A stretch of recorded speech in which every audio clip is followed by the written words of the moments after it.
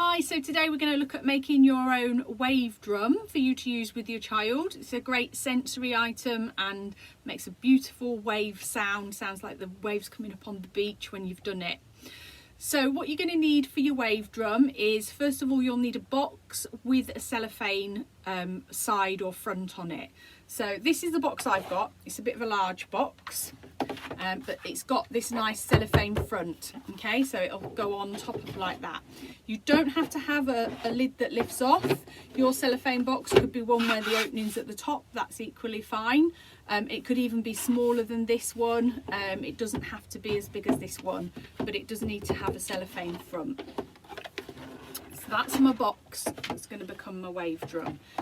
Now, to make the wave noise, you need to put something small in here, little tiny beads that make a nice whooshing sound when they're tipped from side to side. The best thing I found for this is actually uncooked rice. So I've got some uncooked rice here, but what I've done with this is I've actually coloured it with some food colouring to make it a little bit different.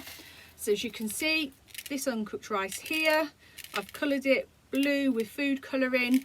All I did for that was I put the uncooked rice in a bowl with a few drops of the blue food colouring, and I've mixed it round and round till it was evenly coated.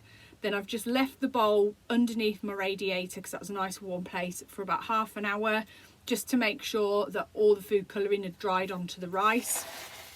And then you get this lovely coloured rice. So I've got some nice blue coloured rice there.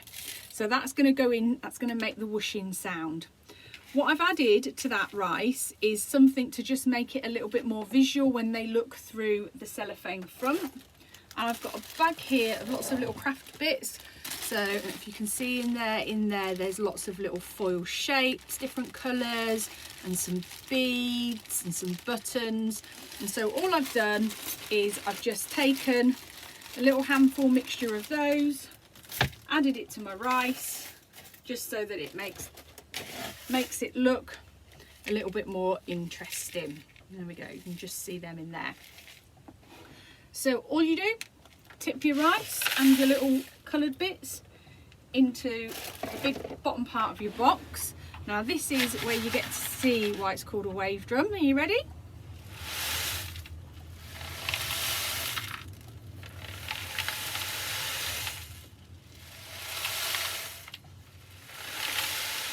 Makes that lovely swooshing sound that a wave makes when it comes up on the shore. So that's why it's called a wave drum, and it's got all those lovely sparkly bits in for children to look at. Now what I'm going to do with this box is I'm going to use my hot glue gun, and I'm going to glue round these sides with my hot glue gun, and then I'm going to pop my lid down on top of it. Now you don't have to do hot glue gun. If you haven't got a hot glue gun, anything like sellotape, double-sided sticky tape, or even just sealing that with some sellotape round, or if it's a box that opens at the top, sealing all the top of it, just so that everything stays inside. The other thing I've done with this box is I've actually been around with a black marker pen and just coloured in any writing that was on there. Again, if you've got a box with writing on, and if you can't colour it in with pen, you can just cover it with some white stickers or some pretty patterns or pictures, just to make it look a bit more interesting.